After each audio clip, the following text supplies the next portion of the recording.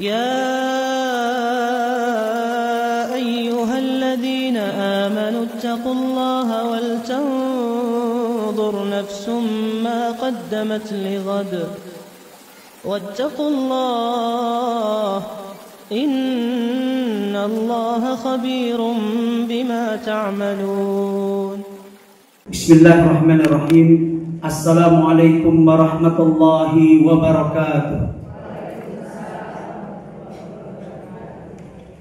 الحمد لله العزيز الجبار الرحيم الغفار عالم الجهر والإسرار.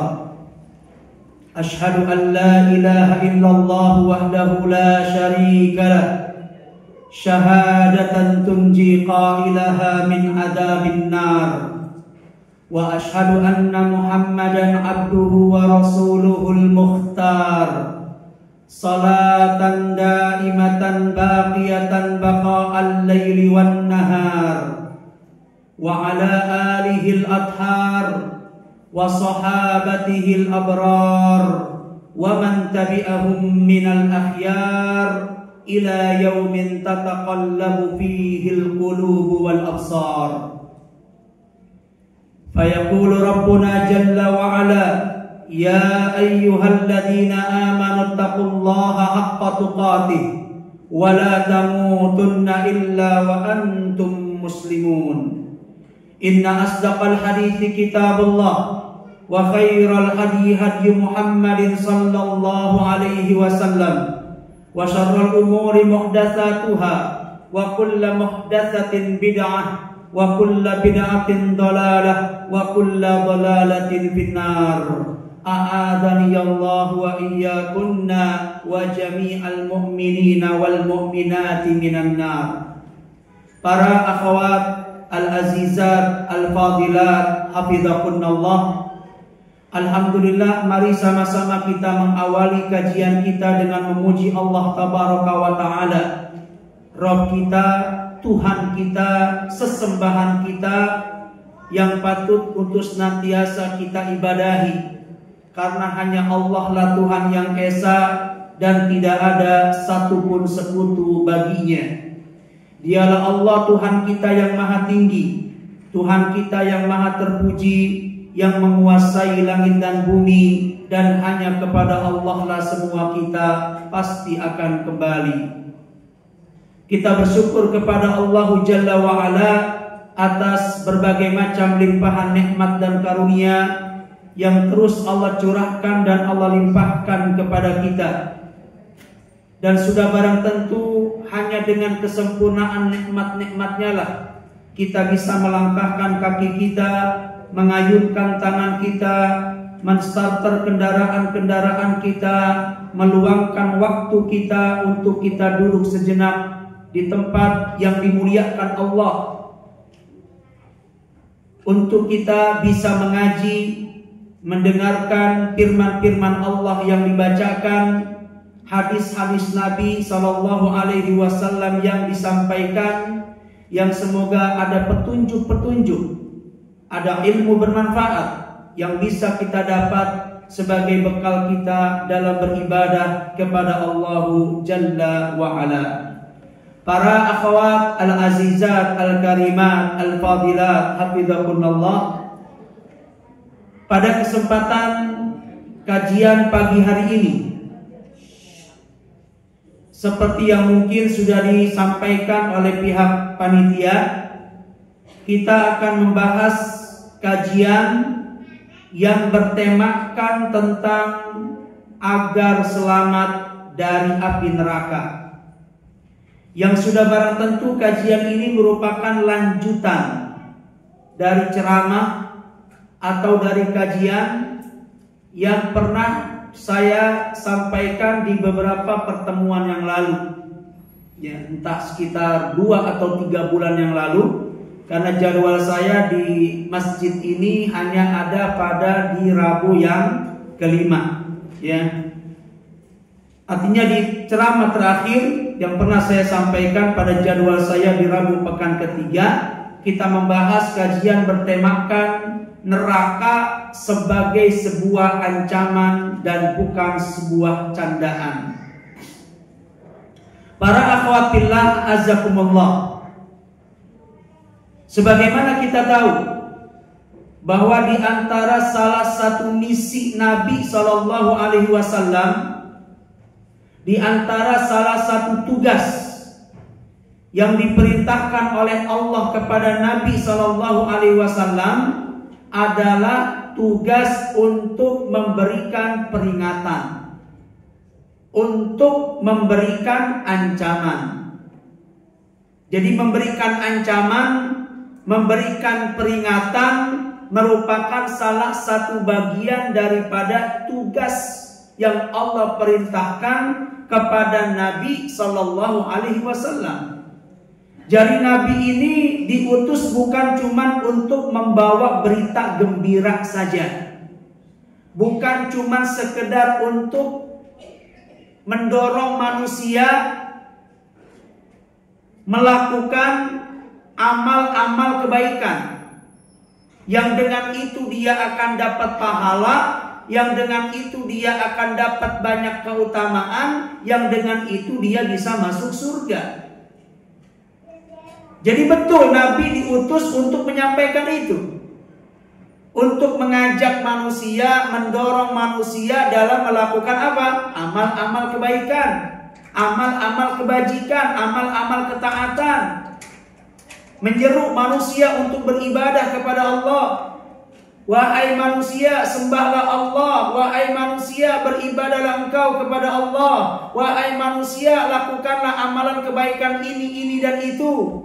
Yang apabila itu kalian lakukan, maka kalian akan banyak mendapatkan kebaikan A, B, C, D, dan begitu seterusnya. Yang dengan amal itu kalian akan masuk ke dalam surga yang nikmatnya sangat luar biasa. Nah, hal-hal seperti ini itu namanya berita gembira. Menyampaikan sesuatu yang mengenakkan, disukai oleh jiwa. Atau dalam bahasa syar'inya adalah basyir, sebagai pembawa berita bahagia. Betul Nabi diutus untuk itu. Karenanya lah dalam banyak hadis Nabi kita dapatkan banyak perintah untuk melakukan apa? Ketaatan, kebaikan, amal soleh. Yang dibalik itu menjanjikan banyak kebaikan yang akan didapat oleh mereka yang melakukan. Tapi ingat, sekali lagi, Nabi bukan cuma untuk diutus untuk membawa berita bahagia. Nabi tidak diutus cuma untuk sekedar membawa berita yang bahagia, yang menyenangkan. Tapi Nabi diutus juga sebagai nadhir. Apa itu nadhir? Pemberi peringatan, pembawa ancaman. Hati-hati kalian dari melakukan dosa. Waspadalah kalian dari melakukan sesuatu yang diharamkan dalam agama. Jadi basyir itu mengajak orang dalam melakukan kebaikan. Nadhir itu mencegah orang dari melakukan dosa, memperingatkan orang, mengancam orang dari melakukan perbuatan dosa, dari melakukan sesuatu yang diharamkan. Karena memang dalam agama ini kita dapatkan ada yang namanya perintah, ada yang namanya larangan. Perintah disebutkan oleh Nabi untuk kita jalankan. Selain dalam agama ini ada perintah, di sana juga ada larangan. Perintah untuk kita kerjakan, larangan untuk kita jauhi. Dan semuanya bagian daripada ujian. Perhatikan itu. Adanya perintah adalah ujian buat kita. Allah hendak menguji kita dengan perintah-perintah ini sejauh mana ketaatan kita kepada Allah dalam menjalankannya. Adanya perintah adalah ujian dari Allah untuk kita sejauh mana ketaatan kita dalam melaksanakannya. Sebagaimana larangan-larangan juga itu sebagai sebuah ujian buat kita. Juga untuk menguji sejauh mana ketaatan kita dalam meninggalkannya. Jadi adanya larangan, adanya ujian, adanya larangan, adanya perintah merupakan semuanya adalah ujian bagi kita. Ujian dari Allah untuk kita. Ujian perintah untuk mengetahui sejauh mana kita taat kepada Allah dalam melaksanakannya. Ujian berupa larangan untuk Allah melihat sejauh mana ketundukan kita kepada Allah dalam menjauhinya. Dan supaya kita enak dalam mengerjakan perintah dan meninggalkan larangan, harus kita dasari dari sebuah keyakinan. Keyakinan itu apa? Bahwa tidak ada satupun perintah yang diperintahkan dalam agama kecuali di balik itu mengandung maslahat dan kebaikan buat kita. Yakini itu. Setiap apapun yang disyariatkan untuk dilakukan, apalagi sifatnya perintah, kewajiban, pasti di balik kewajiban itu ada apa? Ada maslahat buat kita. Ada manfaat buat kita. Ajilan au ajilan. Baik manfaat itu jangka pendek ataupun manfaat itu jangka panjang. Tapi pasti ada. Walaupun logika kita, akal pendek kita belum bisa menjangkau kebaikan dari perintah itu. Jadi seandainya pun kita belum bisa menjangkau apa sih manfaat dari perintah ini, akal kita pendek, nggak bisa menjangkau setiap hikmah yang ada di balik perintah. Maka kewajiban kita selama itu perintah, selama amalan ini dianjurkan untuk dikerjakan, kewajiban kita adalah apa? As-sam'u wa ta'ah. Kita dengar perintah tersebut, kita taati dan kita jalankan. Yakin di balik itu ada apa? Kebaikan, cepat atau lambat, jangka waktu pendek ataupun dalam jangka waktu panjang, pasti ada. Gak mungkin ada satu perintah tapi itu membahayakan. Mungkin atau tidak? Gak mungkin. Ada satu perbuatan, tetap ada satu amalan dalam agama, bahkan itu sifatnya wajib, tetapi itu membahayakan buat kehidupan kita. Bahaya buat kehidupan dunia, bahaya buat kehidupan akhirat. Sementara itu diperintahkan, hada mustahil. Gak mungkin ada syariat kayak gitu. Kok perintah berbahaya? Gak mungkin. Kalau perintah pasti maslahat. Kalau perintah pasti manfaat. Ya, yakini itu. Sehingga bertolak dari keyakinan ini akan memudahkan kita untuk menjadi orang yang taat ketika berhadapan dengan suatu perintah dalam masalah agama. Jalankan aja udah. Lakukan aja, taati segala perintah yang ada dalam agama. Pasti di balik itu ada kebaikan. Pasti di balik itu ada manfaat. Sebaliknya, ketika ada larangan dalam agama, yakinlah bahwa di balik larangan itu pasti mengandung apa? Mafsadah. Apa itu mafsadah? Kerusakan, bahaya buat kita. Yakin itu. Ketika agama melarang kita dari melakukan perbuatan ini, A, B, C, semuanya terlarang. Maka supaya kita mudah untuk meninggalkannya, yakini bahwa di balik larangan itu mengandung kerusakan, mengandung mudarat, mengandung keburukan buat kita. Kalau kita lakukan pasti kita dapat keburukan. Kalau kita lakukan itu pasti kita akan mendapatkan kerusakan. Ajilan au ajilan. Baik keburukan itu dalam jangka waktu pendek ataupun jangka waktu panjang. Imma segera atau lusa atau nanti atau tahun depan. Makanya dilarang dalam agama. Gak mungkin ada sesuatu yang dilarang padahal manfaat, nggak mungkin. Kalau manfaat, nggak mungkin dilarang, pasti diperintah. Karena di balik ini ada kemudaratan, di balik ini ada mara bahaya, di balik ini ada kerusakan, maka Allah melarang kita untuk melakukannya. Jadi Allah itu Maha tahu apa yang terbaik buat kita hambanya. Allah ciptakan kita, Allah lebih tahu tentang apa yang terbaik buat kita. Yang Allah perintahkan dan Allah syariatkan pasti semuanya yang terbaik buat manusia. Yang Allah larang, yang Allah haramkan pasti semuanya mengandung keburukan buat manusia. Yakini itu. Sehingga bertolak dari keyakinan inilah yang memudahkan kita untuk apa?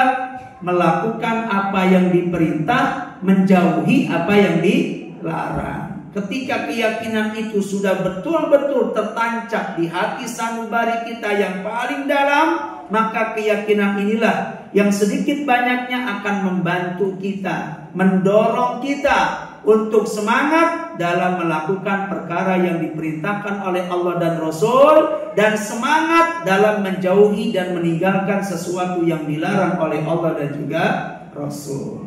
Ya. Jadi ancaman itu untuk siapa? Untuk orang yang melanggar agama, batasan-batasan agama, untuk orang yang menerjang perkara-perkara yang diharamkan dalam agama. Itu berbahaya. Ya. Dan Allah mengancam siapapun yang coba-coba melakukan perkara yang diharamkan. Itulah yang dinamakan dengan apa?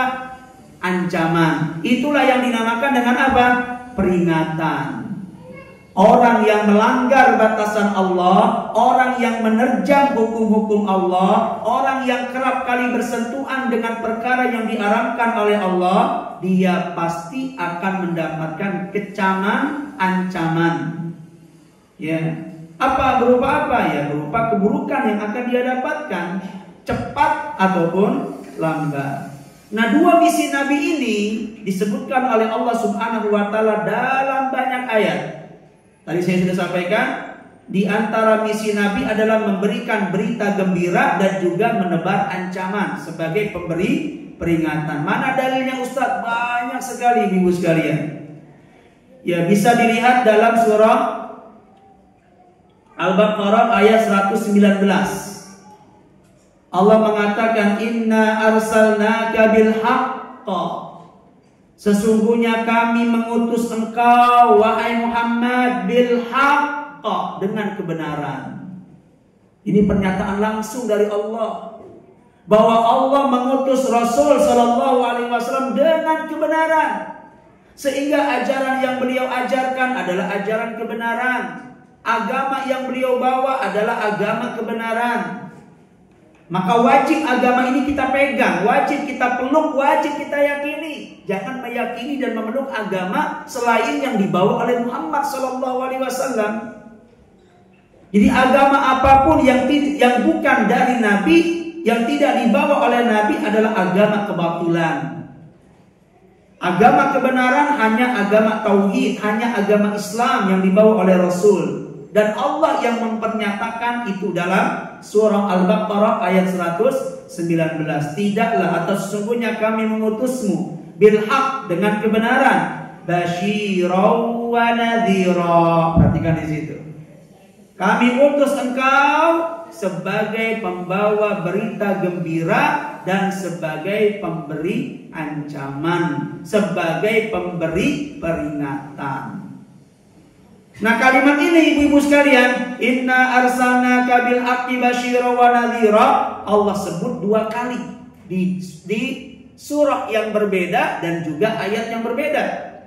Ya. Yang pertama tadi Al-Baqarah ayat 119, kemudian dengan konten yang sama, dengan redaksi yang sama, Allah juga kembali sebutkan pernyataan itu di dalam surah Fatir ayat 24. Sama tuh, Al-Baqarah ayat 119 sama Fatir ayat 24. Bunyinya sama, redaksinya sama. Inna arsalnaka bil haqqi basyira wa nadhira. Allah sebutkan ini dalam surah Al-Baqarah 119 dan surah Fatir ayat 24. Persis sama redaksinya, hanya yang beda di bagian ujungnya saja. Kalau Al-Baqarah ayat 119 setelah inna arsalnaka bil haqqi basyira wa nadhira, Allah katakan wala tus'alu an ashabil jahim. Sementara Fatir ayat 24 setelah Allah mengatakan inna arsalnaka bil haqqi basyira wa nadhira wa im min ummatin illa khala fiha nadhir. Intinya Allah menegaskan bahwa fungsi diutusnya Nabi di atas muka bumi untuk memberikan berita gembira dan juga sebagai pembawa peringatan dan ancaman. Surah yang lain, Saba ayat 28, Allah mengatakan, "Wa ma arsalnaka illa kafatan linnas, basyiran wa nadhira." Tidaklah kami mengutusmu wahai Muhammad illa kafatan linnas, kecuali kepada seluruh manusia. Jadi perhatikan ayat ini Ibu sekalian. Jadi Nabi itu diutus untuk siapa? Untuk seluruh manusia. Di bumi manapun mereka berada, ya, di bumi manapun kedua kakinya berpijak, apapun warna kulit mereka, dengan apapun bahasa yang mereka bicara, Nabi diutus untuk seluruh kalangan umat manusia. Jadi Nabi itu Muhammad Shallallahu Alaihi Wasallam bukan cuma diutus di kalangan bangsa Arab saja. Jadi Muhammad Shallallahu Alaihi Wasallam bukan hanya nabinya orang Arab, bukan hanya nabinya orang-orang yang tinggal di Jaziratul Arab, tapi Muhammad Shallallahu Alaihi Wasallam adalah nabi bagi seluruh umat manusia di bumi manapun dia berada. Beliau adalah nabinya orang Arab. Beliau adalah nabinya orang-orang yang tinggal di Asia. Beliau adalah nabi dari orang-orang yang tinggal di Afrika, di Amerika, di Australia, di Eropa. Semua orang yang tinggal di benua-benua ini harus menjadikan beliau sebagai nabinya. Kafatan linnas, untuk seluruh umat manusia. Kemudian Allah mengatakan basyiran wa nadhira. Lagi-lagi itu ya. Kami utus engkau untuk seluruh umat manusia dan tugasmu dua. Basyira, sampaikan kepada mereka berita-berita yang baik, kabar-kabar yang baik, kabar-kabar yang mengenakkan, yang menggugah semangat mereka dalam melakukan amal ketaatan. Kasih mereka janji kebaikan supaya mereka semangat melakukan ketaatan. Itulah fungsi ya dari basyir ini adalah apa? Menggugah semangat, mendorong semangat, mendongkrak semangat orang dalam melakukan kebaikan. Wa nadhira, dan tugas yang kedua, wahai Muhammad, engkau sebagai pembawa ancaman buat mereka. Engkau juga sebagai pemberi peringatan buat mereka. Ancam mereka jika berani-berani berbuat dosa. Ancam mereka jika berani-berani melanggar aturan Allah Subhanahu wa ta'ala. Nah, jadi dalam agama ini ada yang namanya ancaman, ada yang namanya peringatan. Kapan peringatan itu terjadi? Ya ketika dia melanggar batasan-batasan yang ada dalam agama, ketika dia melakukan dosa, ketika dia melakukan sesuatu yang diharamkan oleh Allah dan juga Rasulnya, baru dia akan mendapatkan ancaman. Maka hati-hati. Selain ada perintah yang harus kita lakukan dalam hidup, di sana juga ada rambu-rambu ya, yang juga harus kita taati. Keharaman-keharaman yang harus kita jauhi. Jadi halal dan haram, perintah dan larangan itu merupakan rambu-rambu kehidupan yang Allah buat untuk kemaslahatan kita. Ya, sebagaimana ada dalam dunia ini namanya rambu-rambu lalu lintas. Ya. Ya, ada lampu merah, lampu hijau, ya lampu kuning, ya. Kemudian ada petunjuk arah tentang tidak boleh parkir sembarangan, tidak boleh misalkan menyalip dari sebelah kiri umpamanya. Maka semua rambu-rambu itu adalah untuk apa? Untuk kemaslahatan manusia, untuk kemaslahatan bersama. Dibuatlah rambu-rambu, ada perintah, ada larangan dalam berkendaraan. Maka dalam hidup juga demikian. Dan Allah sendiri yang langsung membuat aturan itu. Allah sendiri sang pencipta langit dan bumi yang membuat rambu-rambu kehidupan buat kita. Allah ciptakan kita, Allah hidupkan kita, dan Allah buat rambu-rambu untuk kemaslahatan umat manusia. Sebagaimana kalau kita melanggar rambu-rambu lalu lintas akan berbahaya buat kita dan orang lain, maka demikian pula ketika kita melanggar rambu-rambu kehidupan. Udah tahu diharamkan, diterjang juga. Pasti yang seperti ini akan kena ancaman. Pasti yang seperti ini akan kena bahaya. Ya, Sebagaimana kita melanggar rambu-rambu lalu lintas, udah tahu lampu merah, terjang terus. Mungkin sekali selamat, 2 kali selamat, tapi kalau begitu mentalnya menerjang rambu-rambu lalu lintas, dapat dipastikan tinggal menunggu waktu apesnya aja tuh orang.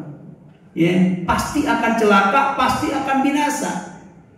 Ya, begitu pula di saat orang menerjang rambu-rambu Allah, batasan-batasan yang telah ditetapkan, dia pasti akan celaka, dia pasti akan binasa. Nah, dan ketika kita bicara tentang ancaman, sudah barang tentu ancaman tertinggi adalah neraka. Walaupun ancaman Allah bukan cuma azab neraka saja.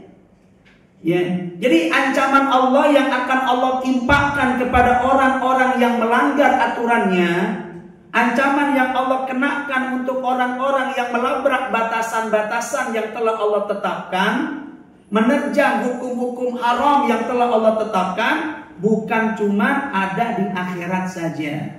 Puncaknya adalah peringatan itu neraka di akhirat, tetapi kadang Allah mengancam untuk memberikan hukuman kepada orang-orang yang melakukan perkara yang diharamkan. Hukuman itu bisa hukuman dunia, bisa hukuman alam barzakh, bisa hukuman akhirat. 3 tuh. Maka hati-hati kita. Ada kalanya perbuatan dosa Allah hukum kita. Ya, di mana? Bisa di dunia, bisa di alam barzakh, dan puncaknya nanti saat kita menjalani kehidupan di alam akhirat. Jadi ada yang namanya ancaman dunia itu ada, yang namanya hukuman dunia itu ada, yang namanya siksa dan azab dunia itu ada, dan sebagiannya sudah pernah Allah timpakan kepada orang-orang sebelum kita. Dan Allah Subhanahu wa Ta'ala ceritakan itu di dalam Al-Quran untuk menjadi pelajaran kita bersama. Ya, di antaranya adalah firman Allah Subhanahu wa Ta'ala yang Allah Subhanahu wa Ta'ala sebutkan di dalam surat An-Kabut. Ya. Allah mengatakan surah Al-Ankabut ayat 40. Fakullan akhadna bidzanbi, maka masing-masing mereka kami azab karena dosa-dosanya. Azab di mana itu? Azab dunia. Allah sudah sebutkan ada orang-orang sebelum kalian dahulu pernah kami siksa, pernah kami azab dengan dosa-dosa mereka. Dan azab itu nggak nunggu-nunggu di akhirat, di dunia sudah Allah pertontonkan, sudah Allah turunkan.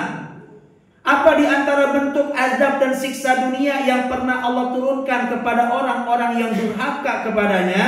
Faminhum man arsalna alaihi asiba. Ada di antara mereka yang kami azab dengan kami timpakan kepada mereka hujan batu dari kerikil. Wa minhum man akhadat usaiha. Ada di antara mereka yang kami siksa dengan kami kirim kepadanya suara halilintar yang menyambar, suara mengguntur yang memekikkan telinga-telinga mereka, yang kemudian mereka mati bergelimpangan. Ada tuh orang disiksa sama Allah dengan cara Allah kirim petir yang menyambar, yang memekikkan, pecah telinga-telinga mereka sampai mereka gugur, sampai mereka mati bergelimpangan. Wa min umman khasafna bihil ard. Ada juga di antara mereka yang kami hukum dengan kami benamkan di dalam bumi, di dalam tanah, dikubur hidup-hidup. Sudah ada ini umat terdahulu. Wa min umman aghraqna. Ada juga dari umat terdahulu yang kami siksa, yang kami azab dengan cara kami tenggelamkan di air bah. Ya Allah, itu semua pernah Allah perlakukan. Dan Allah kabarkan ini kepada kita. Buat apa? Buat jadi pelajaran. Jangan sampai kita melakukan dosa-dosa yang dengan itu Allah pernah membinasakan umat terdahulu. Bisa saja kejadian itu akan terulang. Ya. Kemudian di akhir ayat ini Allah mengatakan, wa ma kana Allahu liyadzlimahum. Ketika Allah menyiksa mereka dengan cara-cara yang mengenaskan tadi, sama sekali Allah tidak hendak menzolimi mereka. Bukan karena Allah kejam, bukan karena Allah zalim sama mereka, walakin kanu anfusahum yadlimun, akan tetapi mereka lah yang menzolimi diri mereka masing-masing, diri mereka sendiri. Ya, jadi ada yang namanya siksa dunia. Ya, ada sebagian orang yang Allah susahkan hidupnya sepanjang hayat disebabkan karena dosa-dosa yang pernah mereka lakukan. Ya, seperti yang disebutkan oleh para ulama, yang ketika Allah Subhanahu wa taala menyiksa orang-orang yang berupaya untuk merusak Ka'bah. Jadi bala tentaranya Abraha al-Ashram, ya. Sebagian mereka kan diadab oleh Allah dengan adab dunia, dengan Allah kirim apa? Kerikil-kerikil dari api melalui burung-burung yang berbondong-bondong. Ya. Yang kemudian ketika kerikil itu jatuh ke kepala mereka atau mengena tubuh mereka, itu copot secara perlahan-lahan anggota badannya. Jadi mereka merasakan gatal yang sangat luar biasa. Kemudian ketika mereka garuk, meleleh badannya, kemudian copot. Ya, jadi ada copot tangannya, jarinya, ya, kulit-kulitnya. Sampai Abraha sendiri pun mati dengan cara mengenaskan kayak gitu. Ada sebagiannya selamat, dan yang selamat ini pun Allah hinakan dia sepanjang hayatnya. Disebutkan oleh Aisyah bahwa di Mekah sana ada orang-orang yang buta, miskin papa, dengan penyakit kusta, ya, dan juga dengan cacat yang permanen yang mereka terlihat berjalan di pojok-pojok kota Mekah. Yang disebutkan bahwa mereka dahulunya adalah bala tentara Abraha yang berupaya untuk merusak Ka'bah. Disiksa oleh Allah, dihukum oleh Allah dengan menjalani kehidupan yang menyulitkan. Ya, buta, kusta, miskin papa, kemudian ya kelaparan dan minta-minta mengemis di jalan-jalan yang ada di kota Mekah, disebabkan perbuatan busuk mereka, buruk mereka yang pernah berupaya untuk menghancurkan Ka'bah. Jadi selalu akan ada hukuman itu dunia. Mengenaskan, mengerikan, tapi semengenas-mengenasnya hukuman dunia, mengerinya hukuman dunia tidak sebanding dengan azab berikutnya. Azab apa? Azab barzakh. Jadi alam kubur azab dunia itu bukan akhir segalanya. Enggak mentang-mentang dia sudah diazab di dunianya, kemudian dia selamat di azab berikutnya, kena lagi nanti di alam barzakh. Dan sudah barang tentu dengan azab dan siksa yang jauh lebih besar. Azab dunia tadi yang orang sampai disambar halilintar, dihujani oleh hujan kerikil, ya. Kemudian ada juga sebagian mereka itu diterbangkan oleh angin, ya. Diterbangkan oleh angin, melayang-layang ke badannya di udara.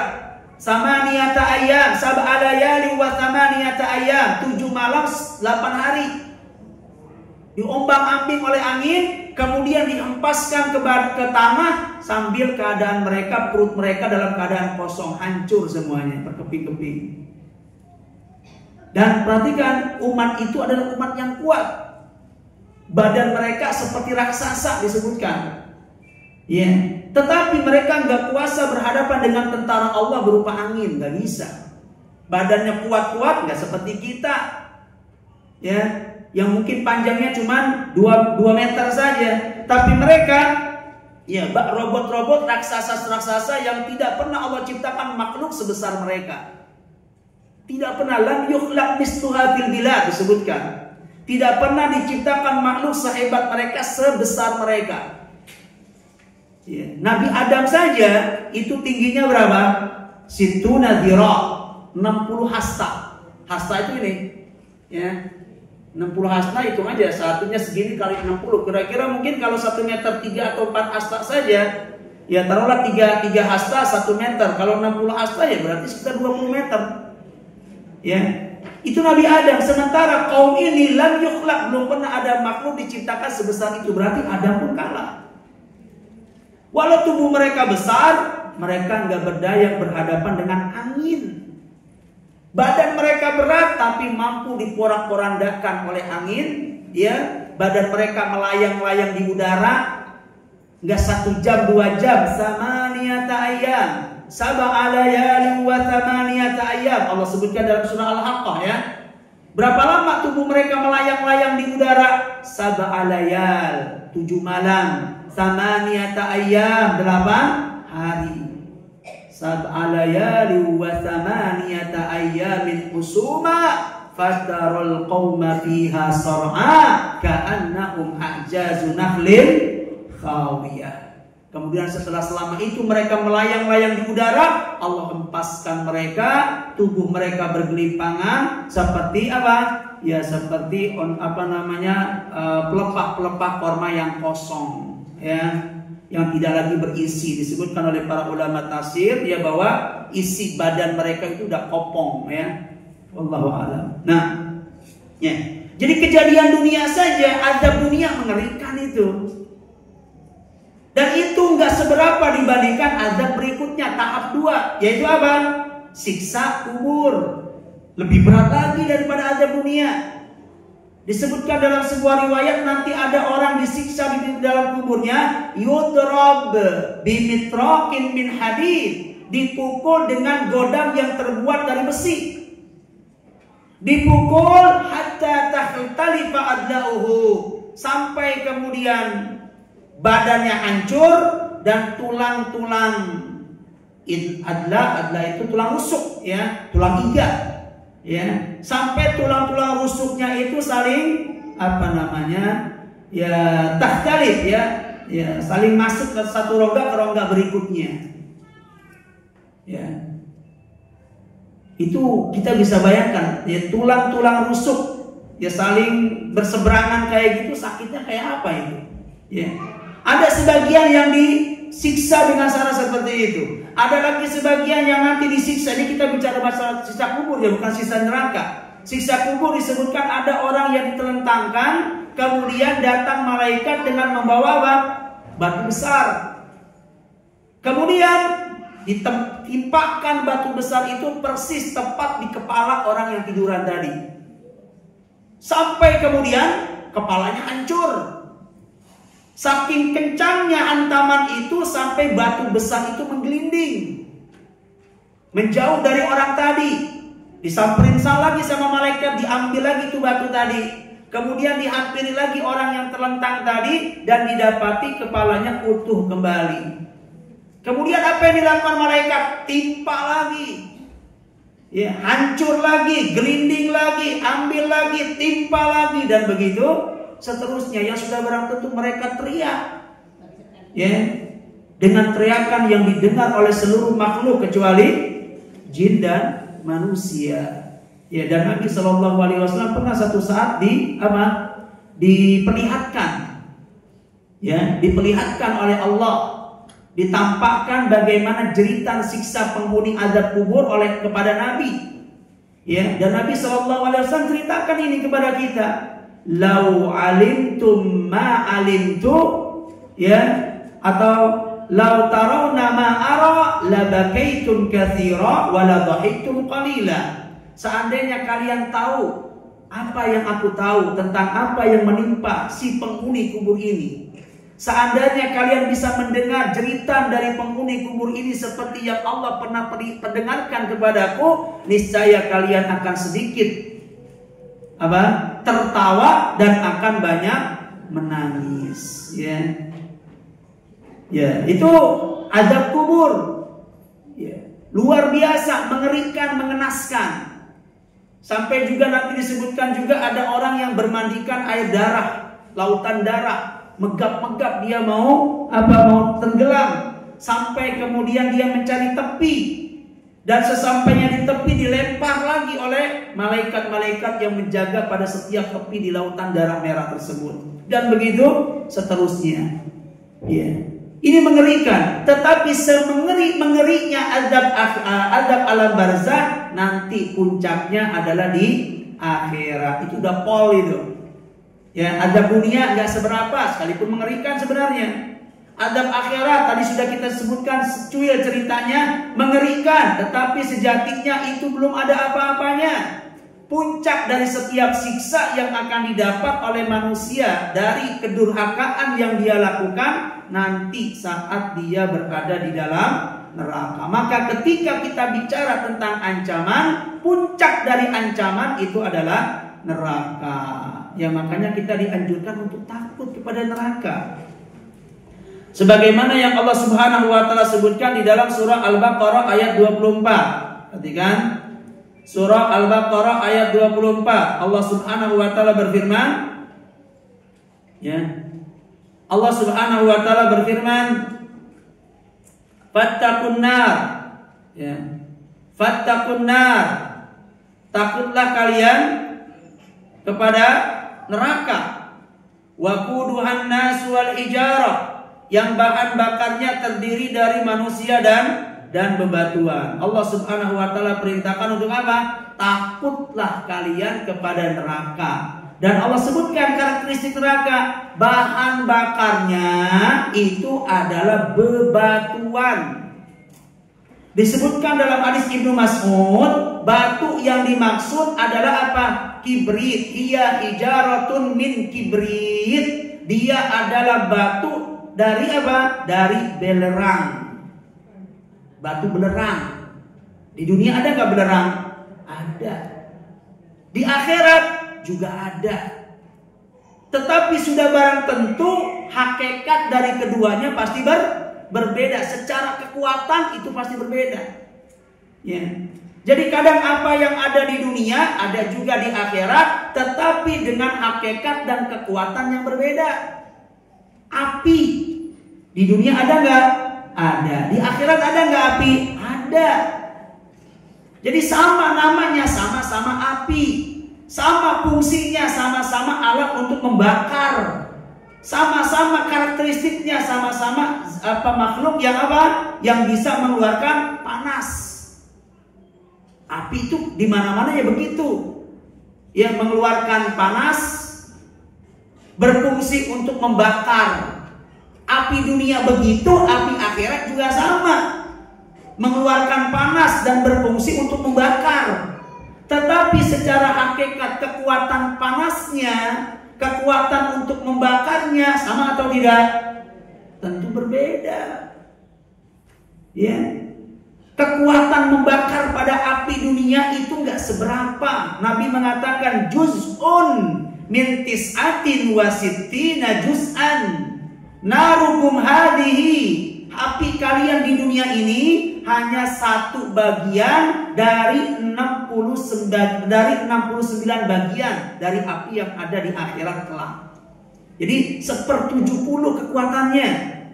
Artinya dilipat gandakan panasnya itu menjadi 70 kali lipat dari api yang terpanas yang ada di dunia. Walaupun namanya sama-sama api, walaupun sama-sama mengeluarkan panas, walaupun sama-sama bisa membakar, tetapi kekuatannya, daya bakarnya, daya tak panasnya beda antara api dunia dengan api akhirat.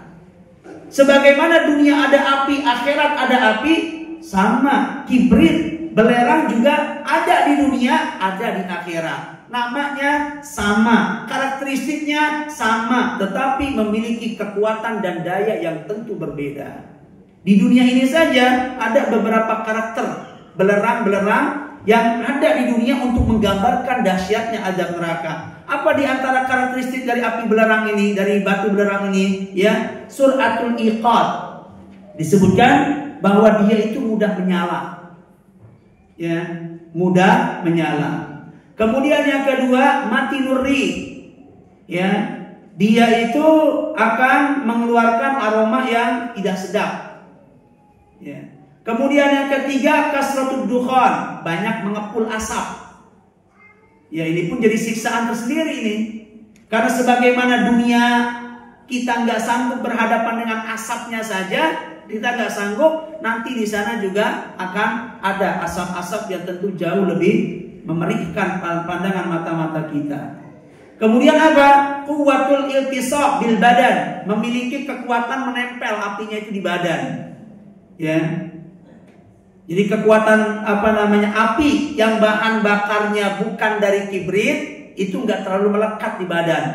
Tapi api yang bahan bakarnya dari batu kibrit, batu belerang, itu akan lebih kuat menempel di badan sehingga panasnya terasa terus. Ya. Itulah beberapa karakteristik dari api-api yang ditimbulkan dari apa? Dari belerang dunia.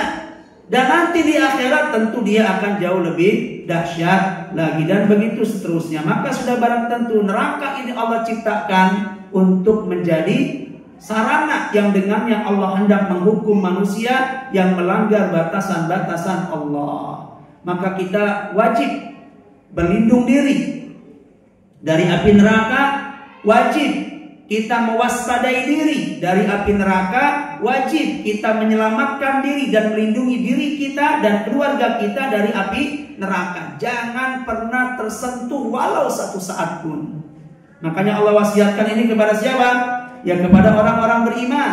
Ya di surah At-Tahrim Allah Subhanahu wa taala berfirman, Allah mengatakan, ya ayyuhalladzina amanu, wahai orang-orang yang beriman, qu anfusakum, selamatkanlah diri kalian, wa ahlikum, dan juga keluarga kalian, naro, dari api neraka. Perhatikan di sini wasiat Allah para akhwat.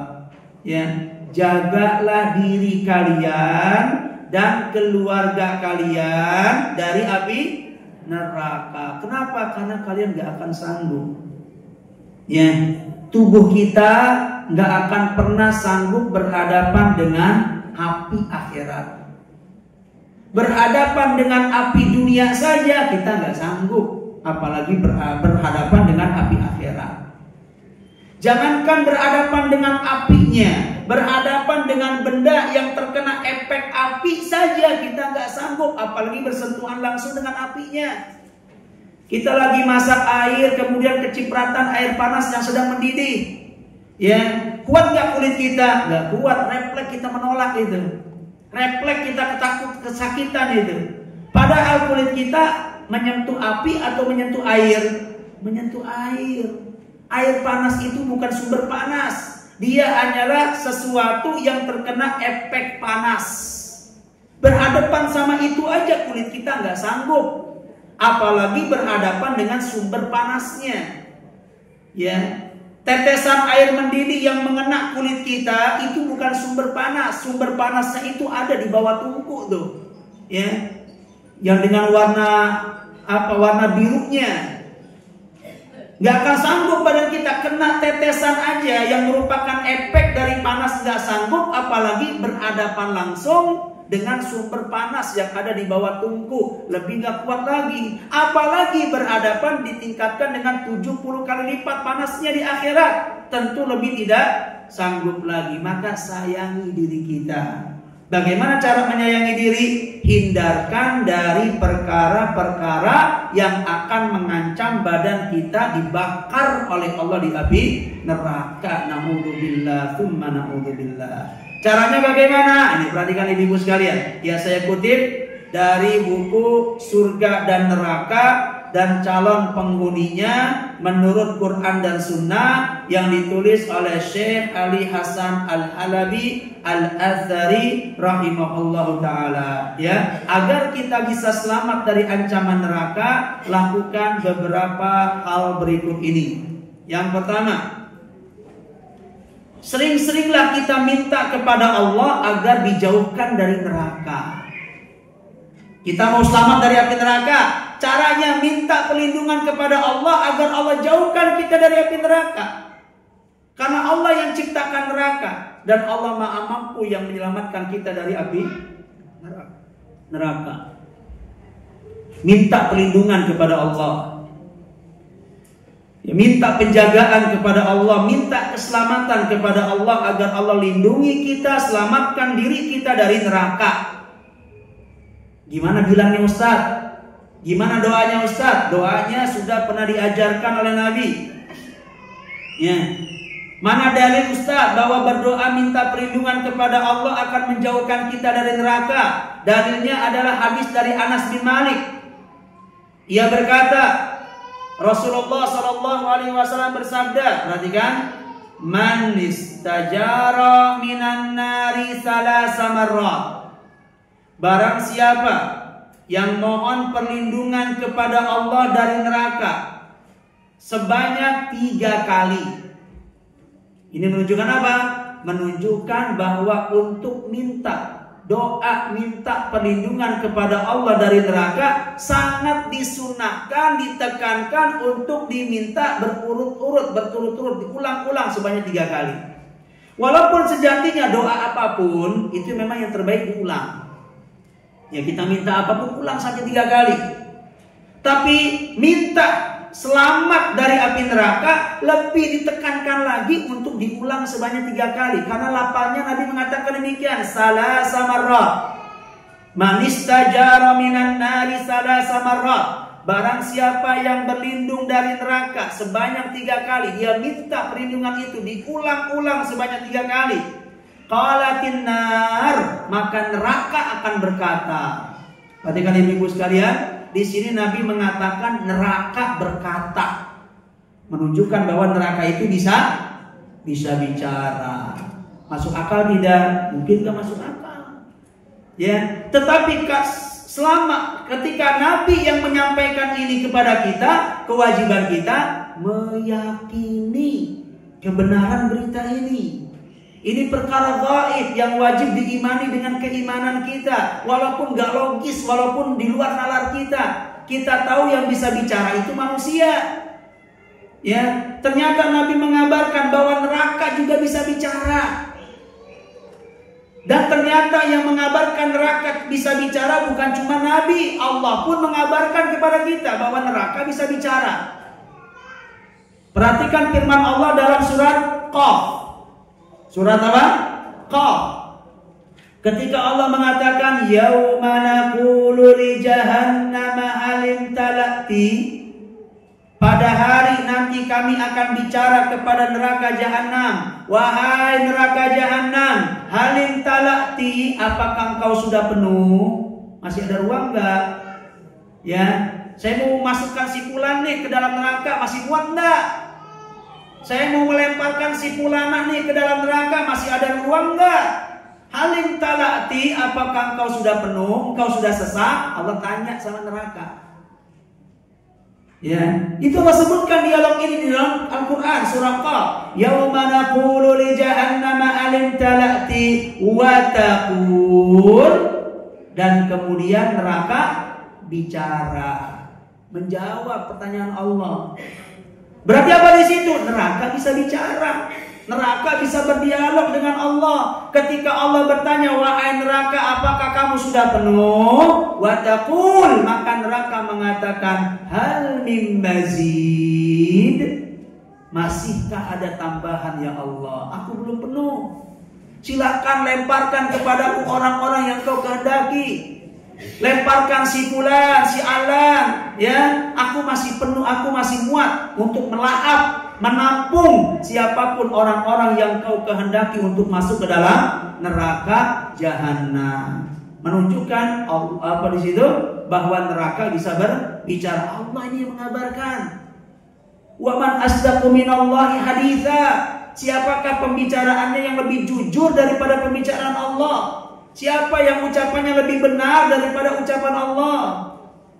Kalau berita dari Allah nggak kita percaya, kita mau percaya berita dari siapa? Kalau perkataan Allah nggak bisa kita percaya, nggak bisa kita pegang, kita mau percaya ucapan siapa?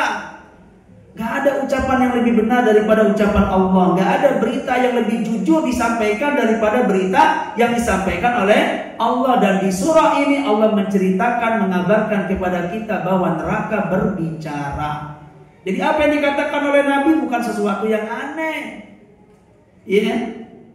Nanti ya di akhirat ya itu akan terjadi.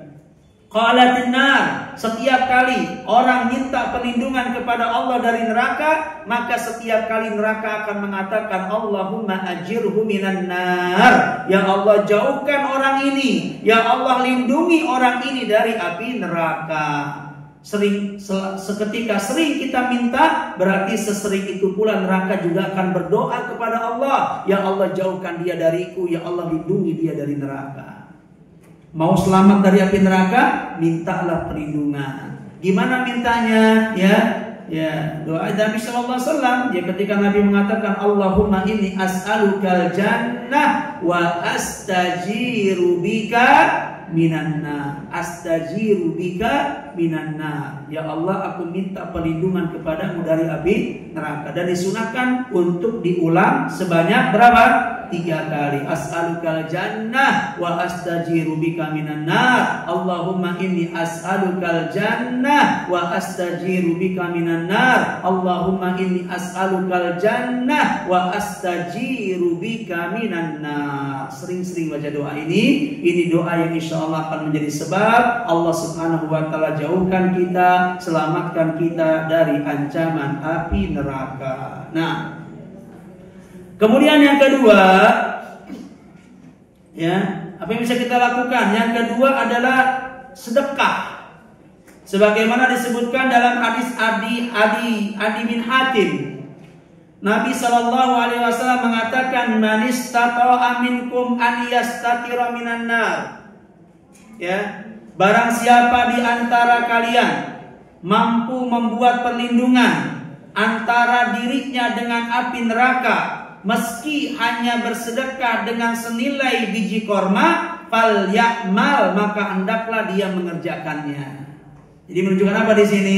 Sejatinya sedekah walau bisyikki tamrotin, awalau bisyikki tamrotin, walau dengan sesuatu senilai sebutir korma, itu sedikit banyaknya akan bisa menjadi tameng manusia dari ancaman api neraka. Jadi senilai sebiji korma aja sudah menyelamatkan, ya. Apalagi jika sedekahnya lebih daripada itu. Karena itulah ketika Nabi SAW, perhatikan, dimi'rajkan oleh Allah dan Nabi diperlihatkan tentang orang-orang yang sedang diazab oleh Allah di neraka. Dan Allah perlihatkan itu, momen-momen itu kepada Nabi. Maka kemudian Nabi SAW mengabarkan apa yang beliau lihat. Ya, saat Allah memi'rajkannya ke langit, Nabi mengatakan, uritun nar, aku diperlihatkan tentang neraka. Aku juga diperlihatkan tentang penghuni-penghuninya. Wa ra'aitu aktsaru ahlihan nisa, dan aku perhatikan kok kebanyakan penghuninya adalah dari kalangan para wanita, ya. Maka agar Nabi, ya, ingin agar wanita-wanita yang saat itu bersama beliau bukan termasuk orang-orang yang akan jadi penghuni neraka, apa Nabi mengatakan? Nabi menganjurkan mereka untuk apa? Sedekah. Tasaddaqna fa inni ra'aitukunna aktsaru ahlin nar. Wahai para wanita, bersedekahlah karena sesungguhnya aku melihat kebanyakan penghuni neraka adalah dari kalangan kalian. Jadi menunjukkan ya betapa sedekah itu akan bisa menjadi sebab manusia akan terselamatkan dari ancaman api neraka. Kemudian yang berikutnya adalah berpuasa, baik itu puasa sunnah, lebih-lebih puasa wajib. Karena satu hari puasa atau sekali puasa yang dilakukan oleh manusia itu sama artinya dia telah menjauhkan badannya dari api neraka sejauh 70 tahun perjalanan. Itu satu hari puasa. Satu hari puasa sama artinya kita menjauh dari neraka sejauh berapa? 70 tahun perjalanan. Gimana kalau berhari-hari? Nah, itu seperti itu. Mana dalilnya Ustaz? Jangan asal bicara. Dalilnya adalah hadis Nabi. Sahabat Sa'id Al-Khudri, Nabi SAW bersabda, perhatikan sabda Nabi tentang keutamaan puasa. Man shoma yauman fi sabilillah, barang siapa yang berpuasa satu hari di jalan Allah, ba'adallahu wajhahu 'anil nari sab'ina kharifa, niscaya Allah akan menjauhkan wajahnya dari api neraka sejauh 70 tahun perjalanan. Satu hari puasa Allah jauhkan wajahnya dari api neraka sejauh 70 tahun perjalanan. Allah sebutkan wajahnya. Apa wajahnya doang yang dijauhkan dari api neraka? Sudah barang tentu tidak. Wajahnya dijauhkan berarti maknanya keseluruhan badannya juga dijauhkan. Jangan dipahami cuma wajahnya doang dijauhkan, tapi badannya melekat, badannya mendekat, kakinya mendekat, tangannya mendekat ke neraka. Yang dijauhkan cuma wajahnya. Enggak seperti itu pemahamannya, Bu. Disebut kalimat wajah, tapi maksudnya adalah apa? Keseluruhan. Dan itulah model gaya bahasa seperti ini itu biasa dalam bahasa Arab, ya. Bahkan juga terserap dalam bahasa Indonesia, gitu kan? Kita sering mendengar, saya sudah lama nggak melihat batang hidungmu, umpamanya. Disebut kalimat batang hidung. Apakah maksudnya cuma batang hidungnya doang? Ya kan enggak, maksudnya adalah nggak melihat kamu keseluruhannya, ya. Saya udah lama nggak melihat si fulan keseluruhannya, tapi yang kita sebut adalah apa? Dalam ucapan, udah lama saya nggak lihat batang hidungnya, ya. Ya ketika kita mau berkorban dengan 1 ekor kambing, ya umpamanya, kita datang ke panitia dengan mengucapkan kalimat itu, Pak, saya mau berkorban dengan 1 ekor kambing, ya. Besok dia datang ekornya doang atau sama kambingnya? Ya, tentu walaupun dia mengucapnya 1 ekor kambing, tapi besoknya dia bawa keseluruhannya, bukan cuma bawa buntutnya saja diserahkan kepada dia. Ya. Jadi apa artinya, Bang? Gaya bahasa seperti ini sudah diserap dalam bahasa Indonesia, maka demikian pula dalam bahasa Arab. Allah sebutkan, Allah jauhkan wajahnya dari api neraka, tapi maksudnya adalah dijauhkan seluruh badannya. Efek dari apa? Puasa yang dia lakukan. Kemudian yang keempat adalah hendaknya kita pandai-pandai dalam menjaga lisan. Nabi SAW pernah berwasiat kepada Mu'adz, "Kuffa anka hadza," wahai Mu'adz, jaga oleh ini. Wa asyara ila lisanihi, Nabi sambil memberikan isyarat sama lisannya, jaga inimu, ya. Ya Nabi Allah, Mu'adz heran, emangnya kenapa mulut mesti dijaga? Ya, Mu'adz mengatakan, inna lamu'akhaduna bima natakallamu bih. Wahai Rasulullah, wahai Nabi Allah, apakah kita akan dihukum dengan kalimat-kalimat yang dilontarkan oleh lisan-lisan kita? Heran Mu'adz, emangnya kenapa mesti jaga mulut? Emangnya ada orang diazab disebabkan salah ucap? Emangnya ada orang nanti dihukum di api neraka disebabkan kalimat yang terlontar oleh lisan-lisan mereka? Masa cuma salah ucap aja disiksa? Masa cuma salah ngomong aja diazab? A'inna lamu'akhaduna bima natakallamu bih. Apakah nanti kami akan disiksa oleh Allah hanya disebabkan ucapan-ucapan yang diucapkan oleh lisan? Apa iya kalimat itu bisa menyebabkan orang dibakar di api neraka? Apa kata Nabi? Ya, Nabi SAW mengatakan, fahal yukabbun nasu fin nari ala wujuhihim illa hasaidi alsinatihim. Wahai Mu'adz, tidakkah engkau tahu nanti akan ada orang-orang yang disungkurkan di wajahnya. Disungkurkan artinya didorong sampai kemudian wajahnya tersungkur, ya. Kemudian dalam keadaan tersungkur itulah dia diseret untuk diterjunkan ke kedalaman api neraka. Illa hasaidi alsinatihim, itu disebabkan karena jeratan-jeratan dosa lisannya. Subhanallah. Jadi apa di situ? Ya, kalau kita bertanya seperti pertanyaan, mengapa iya orang diazab disiksa dengan kalimat yang diucapkan, bisa aja.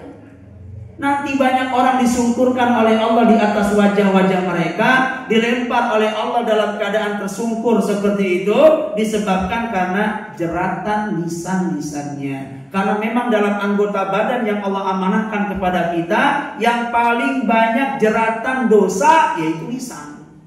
Tangan ini ada nggak jeratan dosanya? Ada. Ya, ketika dia mengambil yang bukan haknya, ketika dia menahan orang yang harus dia beri, itu dosa tangan tuh. Kaki ada nggak jeratan dosanya? Ya ada. Ya, ketika dia langkahkan ke tempat-tempat maksiat. Kemaluan ada nggak jeratan dosanya? Ya ada. Ketika dia mengumbarnya kepada yang tidak halal baginya dan sebagainya. Tapi dari sekian banyak anggota badan, yang paling banyak jeratan dosa itu lisan. Ya, dari dosa kecil sampai dosa besar, sampai dosa syirik, sampai dosa kufur, bisa nggak dilakukan oleh lisan? Bisa. Lisan kecil tapi semua dosa bisa dilakukan. Dari yang besar, dari yang kecil. Dosa syirik bisa dilakukan oleh lisan, dosa kufur bisa dilakukan oleh lisan. Maka banyak nanti orang yang dijerebabkan oleh Allah di dalam api neraka disebabkan karena dia tidak mampu menjaga lisannya, karena jeratan-jeratan dosanya. Maka orang bijak mengatakan salamatul insan fi hifzil lisan. Lakukan 2 N tuh ya. Salamatul insan itu N yang pertama, fi hifzil lisan. Ini bukan hadis Bu ya. Itu orang bijak aja, kalimat-kalimat bijak lah dalam bahasa sekarang ya. Apa itu salamatul insan fi hifzil lisan? Keselamatan manusia itu ada pada pandai dia menjaga lisannya. Jika dia pandai menjaga lisannya, insya Allah dia selamat. Tapi kalau tidak pandai menjaga lisan, kadang ada kalanya dia celaka. Bahkan mungkin ada orang dapat celaka dunia disebabkan karena lisan. Ya, salah omong sedikit, ya ditempeleng wajahnya. Salah omong sedikit, ya dialirkan darahnya. Salah omong sedikit, hilang nyawanya. Itu apa itu? Itu tidak menjaga lisan, maka dia enggak mendapatkan keselamatan, apalagi kalau terkait dengan akhirat. Ya. Kemudian yang kelima, di antara amal yang akan menjadi penyelamat kita dari api neraka adalah zikir kepada Allah. Mana dalilnya Ustaz? Dalilnya adalah hadis Nabi SAW. Ma amila ibnu Adam. Perhatikan ini. Ma amila ibnu Adam amalan anja min adzabillahi min dzikrillah. Saya ulang, ma amila ibnu Adam amalan anja min adzabillah min dzikrillah. Tidak ada amalan yang dilakukan oleh anak Adam yang lebih menyelamatkan dia dari azab Allah daripada berzikir kepada Allah. Amalan yang paling besar memberi penyelamatan pada seorang hamba di hari kiamat adalah apa?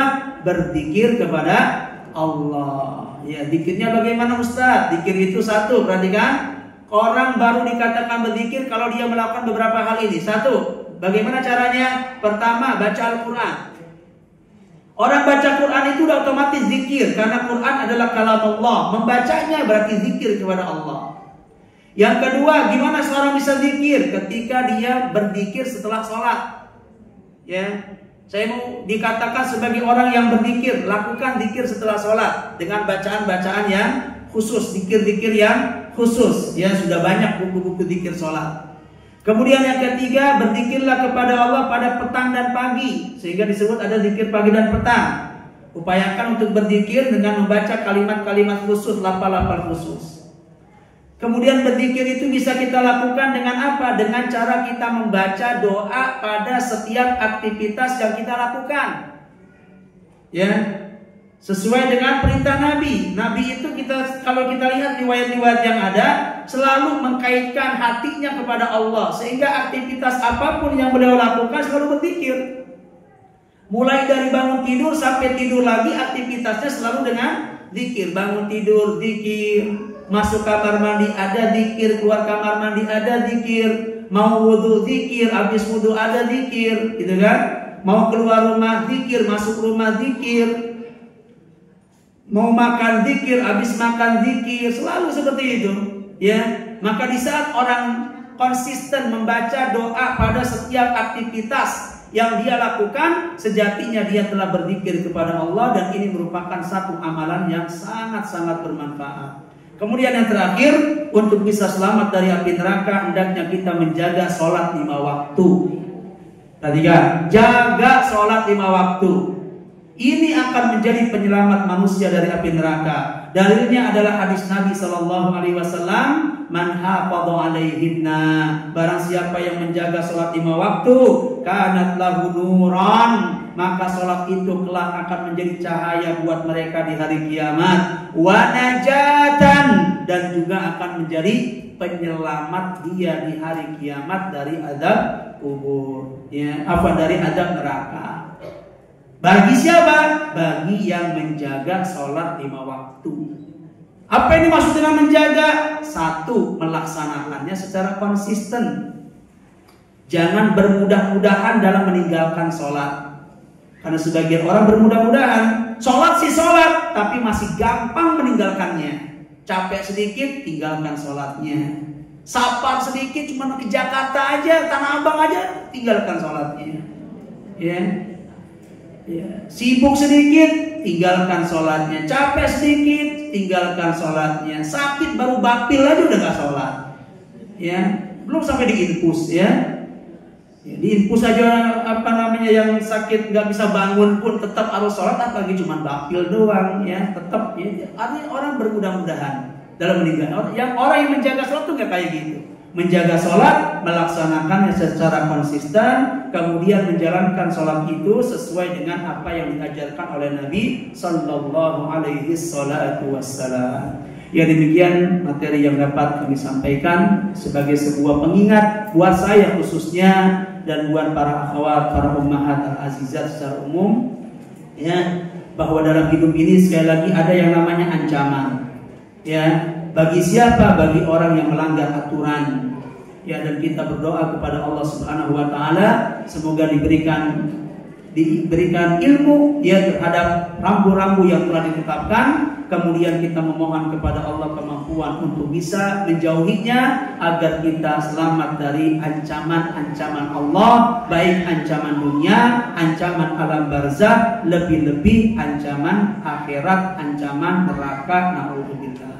Wassallallahu ala nabiyyina Muhammadin wa alihi wa sahbihi wasallam. Ya, masih ada beberapa waktu, kita sedikit manfaatkan untuk menjawab beberapa pertanyaan.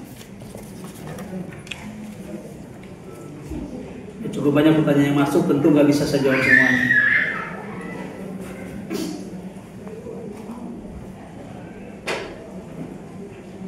Ya, beda adab dan ujian di dunia untuk zaman sekarang yang termasuk adab ditimpakan Allah seperti apa? Artinya ketika ada sesuatu yang tidak mengenakan, ya kesempitan hidup, sakit yang terus menerus, ya, atau mungkin ya hal-hal yang tidak mengenakan lainnya, ya memang itu ya ada dua kemungkinan, ya bisa merupakan adab dunia dan bisa juga merupakan ujian. Nah, ini kita sedang diadab dunia, atau ini merupakan sebuah ujian yang dengannya Allah Subhanahu wa taala angkat dosa-dosa kita, angkat derajat kita, itu akan bergantung dengan bagaimana kondisi dan keadaan kita. Ya. Kalau kita selama ini adalah orang yang senantiasa menjaga Allah, menjaga batasan-batasan Allah, tapi mendapatkan juga sesuatu yang tidak mengenakan, sakit umpamanya, maka jika sakit mengenai orang yang seperti ini, ya maka husnudzon, ya mungkin ini merupakan bagian daripada ujian yang dengan itu Allah hendak menghapuskan dosanya, mengangkat derajatnya, dan memasukkan dia ke dalam surga. Ya, tetapi ketika perkara yang tidak mengenakan dialami oleh orang yang melakukan kezoliman, oleh orang yang melakukan dosa, melanggar batasan Allah, maka tentu itu tidak kita katakan sebagai ujian. Ada kalanya itu sebagai siksa dan azab buat dia. Syukur-syukur kalau dengan itu dia sadar memperbaiki diri. Ya mungkin cuma diadab dunia saja, cuma itu yang nanti dia alami. Nanti alam barzaknya dia selamat, alam akhiratnya dia selamat. Ya kalau dia masih sempat untuk apa? Memperbaiki diri. Ya, tapi kalau ternyata azab dan hukuman yang dia siksa mengantarkan dia langsung pada kematian, tidak ada kesempatan bertaubat, maka ada kalanya azab itu nanti akan terulang di alam barzaknya, terulang di alam akhiratnya dengan jenis yang tentu akan berbeda. Wallahu ta'ala a'lam. Ya, apakah kejadian alam sampai seperti gempa bumi, tanah longsor merupakan ancaman siksa Allah Azza wa Jalla dunia kepada umat manusia? Yang jelas fenomena kejadian-kejadian ini ya sudah barang tentu dosa memiliki peran. Ya. Dosa memiliki peran karena Allah mengatakan apa? Dhaharal fasadu fil barri wal bahri bima kasabat aydin nas. Ya, nampak kerusakan di daratan, di lautan dengan sebab dosa-dosa yang dilakukan oleh oleh manusia. Jadi setiap kejadian yang terjadi di muka bumi ini, yang pertama tentu itu merupakan takdir yang sudah Allah tetapkan 50.000 tahun sebelum Allah ciptakan langit dan bumi. Adapun kalau masalah sebab, sudah barang tentu dosa itu akan memiliki peran. Ya, sedikit banyaknya dosa akan memiliki peran dari berbagai macam kejadian-kejadian yang ada ya di atas muka bumi ini. Gempa yang melanda, tanah longsor, ya, angin puting beliung dan sebagainya. Ya, peran dosa sekecil apapun dia akan tetap ada. Maka agar kita selamat dari berbagai macam musibah yang membinasakan, hendaknya kita berupaya untuk menjauhi dosa-dosa. Wallahu a'lam.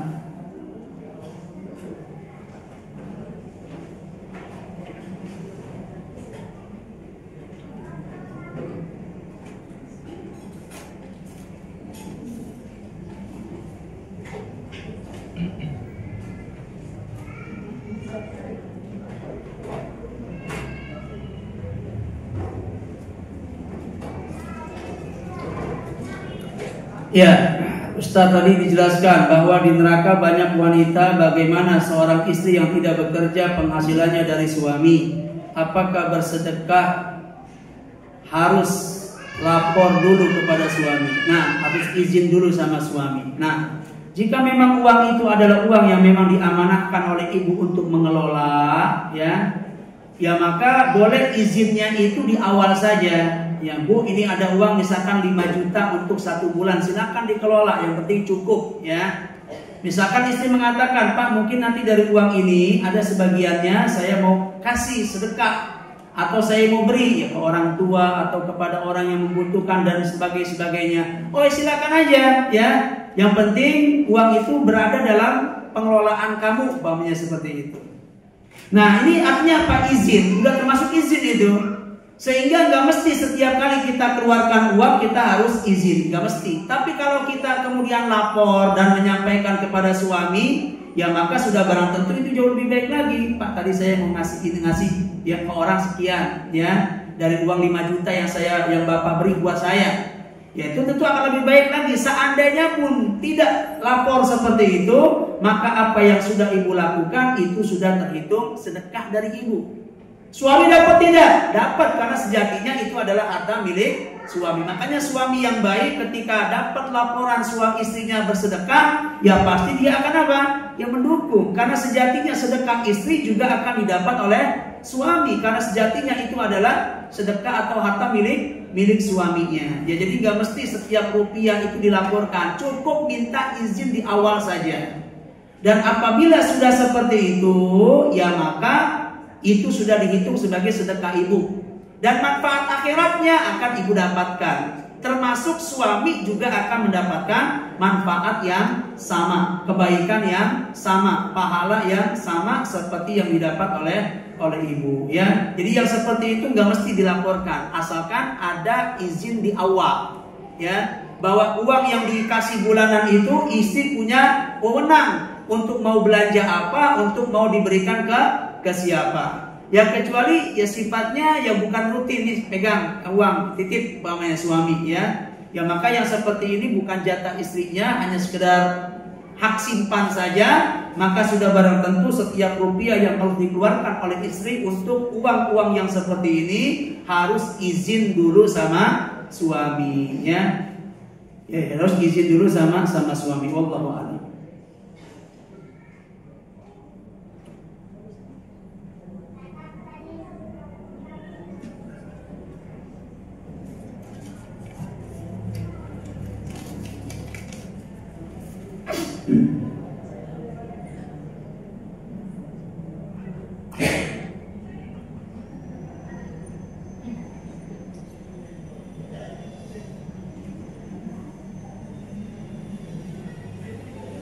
Ya, sebuah perintah semampu kita. Apa yang dimaksud dengan ya semampu?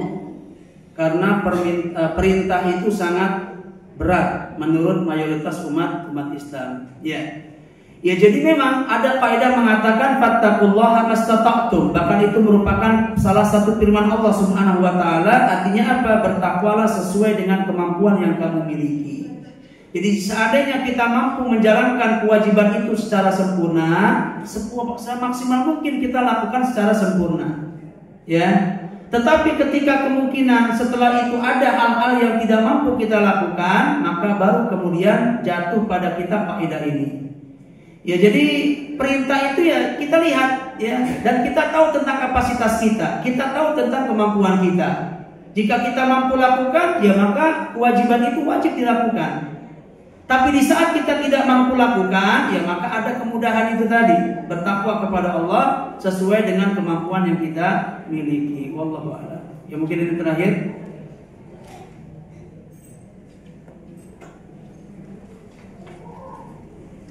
Ini hampir mirip sama yang membedakan hukuman Allah dan ujian. Ya, tadi dilihat lagi keadaan, ya, keadaan kita saat mendapatkan sesuatu yang tidak mengenakan.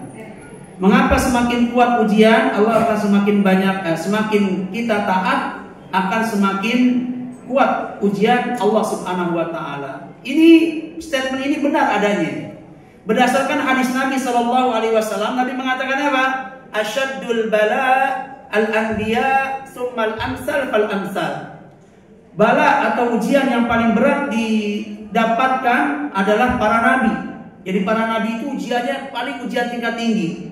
Tsummal amsal fal amsal. Kemudian orang yang setelah mereka dan orang yang setelah mereka. Jadi ketika kita taat, ya memang harus bersiap-siap ya untuk juga bisa mendapatkan ujian. Karena ujian itu adalah untuk meninggikan derajat, ya, menghapuskan dosa, meninggikan derajat, dan menjadi sebab yang paling utama orang bisa masuk surga dan selamat dari api neraka. Wallahu taala a'lam bishawab. Ini saja mungkin yang dapat kami sampaikan. Sekali lagi mohon maaf tidak semua pertanyaan terjawab karena terbatasnya waktu dan juga terbatasnya ilmu yang ada pada kami.